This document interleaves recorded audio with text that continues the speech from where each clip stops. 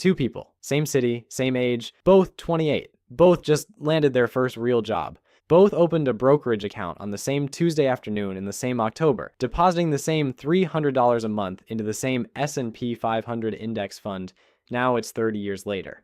The first person is sitting at a kitchen table with a cup of coffee, watching the number in their account clear $600,000. They're 58. They haven't done anything spectacular with their life financially. No crypto windfall, no inheritance, no six-figure salary.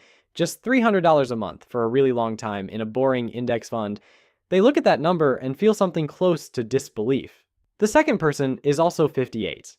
They also invested $300 a month for a while. But somewhere around year 4, the market dipped, they got nervous, pulled everything out, and then life happened. Car, upgrade here, a pause there. They told themselves they'd get back to it when things stabilized.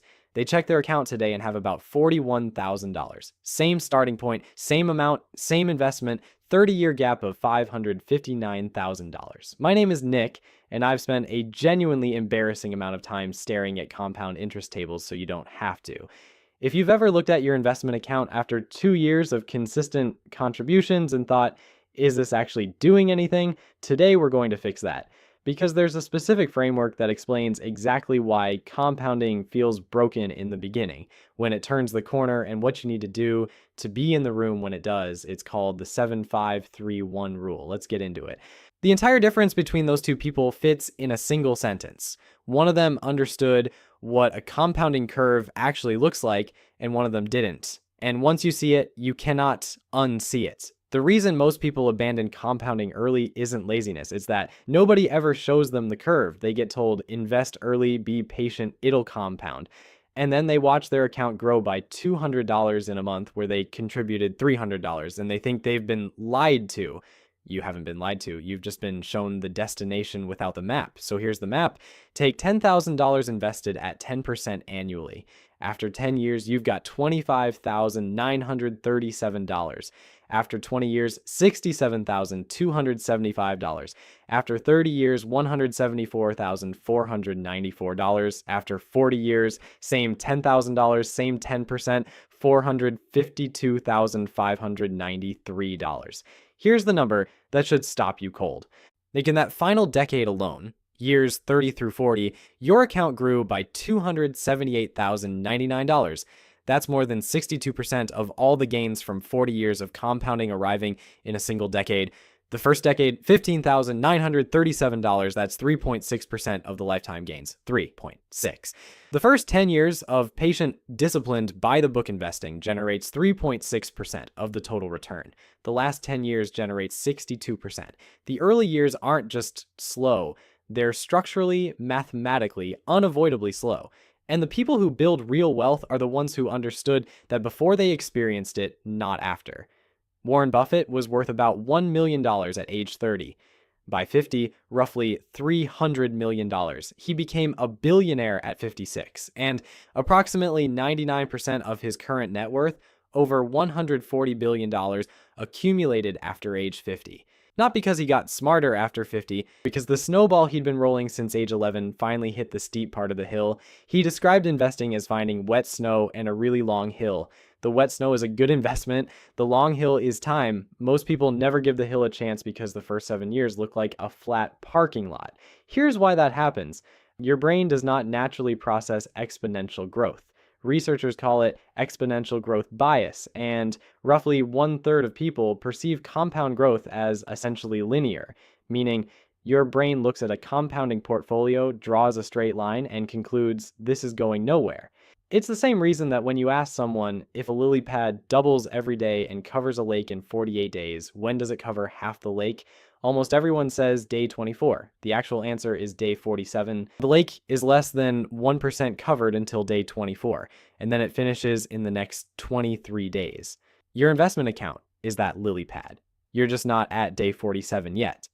The first number in the 7-5-3-1 rule is 7, the minimum investing horizon before compounding starts to feel real and before you've earned enough evidence to stop running on pure faith. It maps almost exactly to what the rule of 72 predicts. Divide 72 by your annual return and you get your doubling time.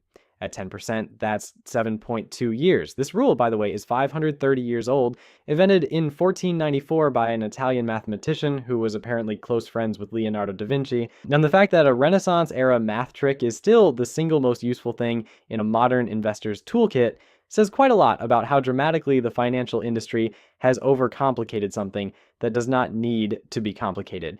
The 7 is really saying one thing: don't quit before your money has doubled even once. Because that first doubling is the reference point your brain is waiting for. Before it, you're running on faith. After it, you have evidence. The data backs this up. Looking at rolling return windows in the S&P 500 going back to 1926, if you invested for any random one-year stretch, you had about a 74% chance of making money. Stretch that to any random 7-year window, and your odds jump to over 95%. Every single 7-year rolling period in S&P 500 history has produced a positive average annual return, like everyone. The market has survived 2 world wars, a Great Depression, 14 recessions, the dot-com implosion, the 2008 financial crisis, a global pandemic, and a brief period where people were genuinely buying JPEGs of monkeys for $500,000. 7 years has always been enough time to come out ahead. The market is deeply, profoundly unkillable.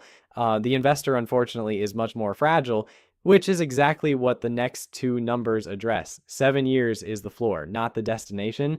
The 7-year mark is just the point where you've earned the right to believe in what you're doing. Commit to it. Not because it's when the money gets good, because it's when you get good at staying invested. But committing to 7 years doesn't matter if a single bad year wipes out your base before compounding has anything to work with. All right, that's what the second number is about. The second number is 5. Diversification across 5 types of assets that behave differently from each other.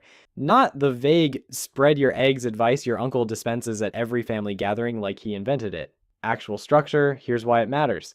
In 2021, a specific type of investor felt like a genius. They'd concentrated heavily in high-growth tech during the pandemic run-up.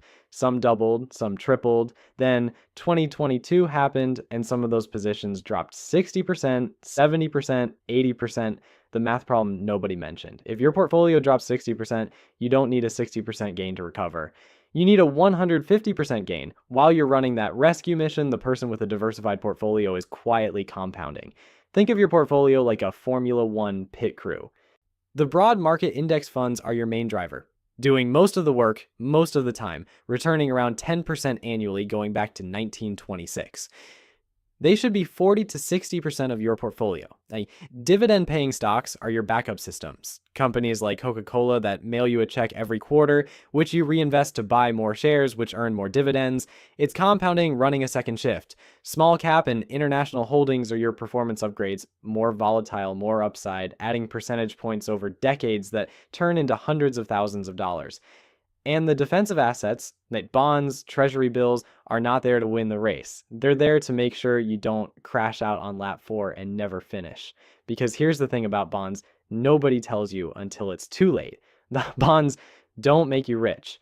If they make you the person who doesn't panic sell their stocks at the bottom of a crash because they have something else in the account that isn't on fire. When the market drops 30% and your bonds are down 5%, you feel rattled but not destroyed. You keep contributing, and that staying in during the exact moment everyone else is leaving is where the compounding gap between investors actually gets created. You don't need to obsess over exact percentages. You just need all 5 crew members in the car and to not hand the wheel entirely to one of them.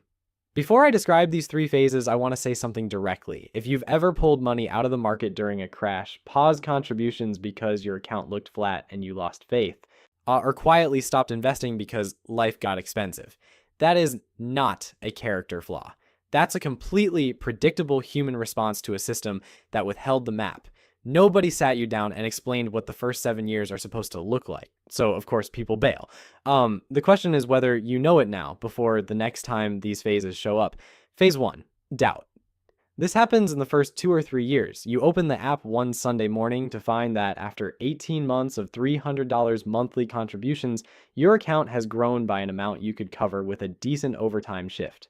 Something in your brain starts doing alternative math, calculating what you'd have if you just put those contributions toward your car payment instead. The number is actually kind of close, which somehow makes it worse. Then because you're apparently a masochist. You find yourself thinking about that friend startup you passed on. The numbers aren't dramatically different. That's the part that keeps you up at 2 a.m., not the market. This phase is manufactured entirely by the flat early section of the compounding curve. You are not doing anything wrong. Correctly and impressively, just don't overlap for a while yet. Phase 2, frustration. This arrives around year 3 or 4. You've started calling yourself an investor, which felt good when you said it, but the account balance doesn't quite match the identity. You've also developed opinions about Fed policy. You've used the phrase macro environment in an actual conversation. Your account has $18,000 in it. The frustration phase is almost always the phase right before returns start to look interesting. But the exponential curve is bending. You just can't see around the corner yet. It's turning off the oven 30 seconds before the food is done. Phase 3, panic. The market drops, not a little. 30%, 37% the way it did in 2008, the way it did in March 2020 when the S&P fell 34% in 23 trading days, the fastest crash of that magnitude in history. Your account drops below what you put in. You open the app, see it, close it immediately, then open it again 6 minutes later like it might have changed. Some people start making a spreadsheet tracking their daily losses, which is the financial equivalent of repeatedly pressing on a bruise to see if it still hurts. It does. Stop making the spreadsheet. Dalbar, the financial research firm that has tracked investor behavior since 1985, found that in 2024, the average equity fund investor earned 16.54%, while the S&P 500 returned 25.02%. An 8.5 percentage point gap, not from picking bad stocks, but from emotional timing decisions. Every year since 2010, the average investor has underperformed the market. Every year, Dalbar publishes essentially the same report. Every year, it keeps not helping. 2024 was the 15th consecutive year of the same finding. The 2008 collapse was fully recovered by 2013. The March 2020 crash fully recovered by August of the same year, 5 months. If you sold in April 2020, you locked in a loss and missed the entire recovery. If you kept buying, you were purchasing shares at a 30% discount and were whole again by summer. Panic doesn't protect you. It permanently transfers your potential gains to whoever was patient enough to buy what you sold at the bottom. Doubt means you're early, not wrong. Frustration means the curve is about to bend. And panic means the market is on sale. And the only investors who get hurt are the ones who leave the store. And if you can survive all 3 of those phases, which you now can because you know they're coming, is our throats, there's one final lever that quietly doubles the entire outcome. Most people never pull it. It takes about 4 minutes once a year. The final number is 1. 1 annual increase in your contribution amount. This sounds like a footnote. It is not a footnote.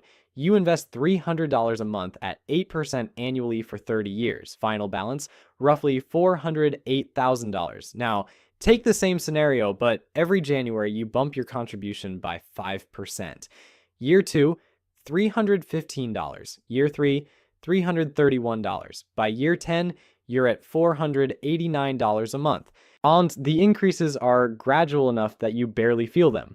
With that one adjustment, your 30-year ending balance jumps to approximately $787,000, nearly double. Same starting point, same return rate, same market. A 5% bump that costs you $15 in year 1. Here's the part that should break your brain. A 5% increase on $300 a month is $15. That's one Chipotle burrito bowl per month. And I'm not doing the avocado toast thing. I'm just saying it's literally one meal that over 30 years becomes $379,000. The burrito bowl does not become $379,000, to be clear. The invested $15 does, but the psychological gap between skipping one meal and building $379,000 in retirement wealth is apparently wide enough that most people never make the connection, which is why I'm here. Charles Schwab found that investors who increased contributions by even 1% annually ended up with 25% more wealth after 20 years versus those who kept contributions flat.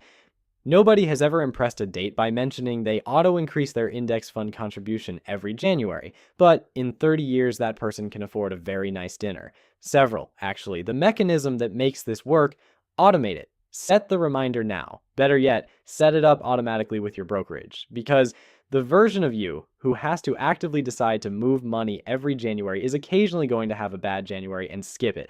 The version of you whose account quietly bumps on its own is building $379,000 while sleeping through that bad January. Meet Marcus and Diane, both 32, both start investing $400 a month. Same 8% annual return, zero starting balance. Marcus follows the 7531 framework. Commits to the timeline, diversifies, recognizes the emotional phases when they arrive, and doesn't act on them. Increases his contribution 5% every January. Diane also invests $400 a month. She's not reckless or financially irresponsible, she just doesn't have a structure. In year 3, during a market correction, she moves half her money to cash and waits 11 months for things to settle down. She never increases her contributions because every year something comes up and the amount stays at $400. At 42, Marcus has $73,000. Diane has $52,000. Noticeable, but not alarming.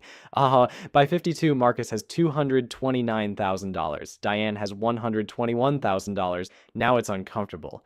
By 65, 33 years from the same starting point, Marcus has approximately $1,100,000. Diane has $389,000. Same person, same life, $711,000 apart. Here's the number inside that number. Over 33 years, Marcus contributed roughly $430,000 of his own money. Compounding added $670,000 more than Marcus himself put in. His money did more work than he did. Diane contributed roughly $158,000. Compounding added $231,000 for her too. The market was equally generous to both of them. The difference is that Marcus gave it more to work with for longer without interrupting it. Diane's $389,000 at 65 isn't a spreadsheet figure. It's a phone call to her daughter saying she needs to keep working another 3 years.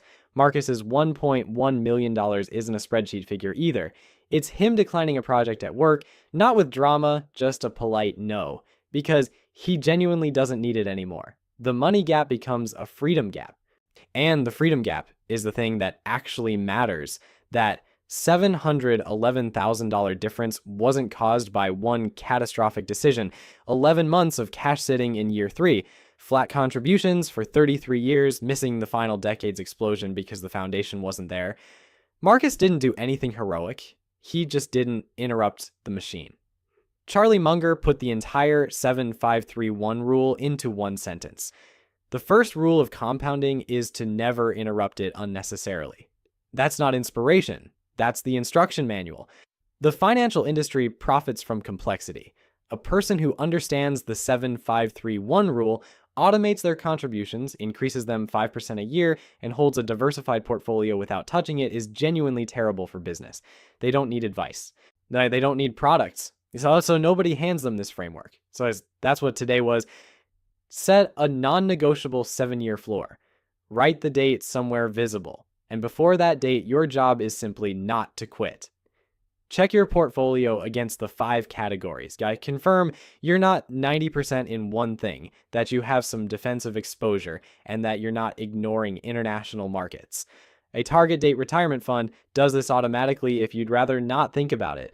Automate your contributions so the monthly decision doesn't require your approval. Write down your plan for each emotional phase right now before you need it. Because when the market drops 30% and your logic center goes offline, I'll see how I feel is not a plan. It's a donation to whoever's on the other side of your panic cell, and schedule your annual 5% contribution increase on a specific date every year without exception. That's it. The whole thing. Profoundly, aggressively, almost offensively boring. No ticker to watch, no moves to make, no moment of cleverness. Compounding doesn't care how smart you are. It doesn't care about your salary, your degree, your spreadsheets, or how many finance podcasts you've queued up. It cares about exactly one thing, whether you left it alone long enough. The people who end up with the extraordinary late years aren't financial geniuses. They're just the people who were too boring to quit. Go be boring.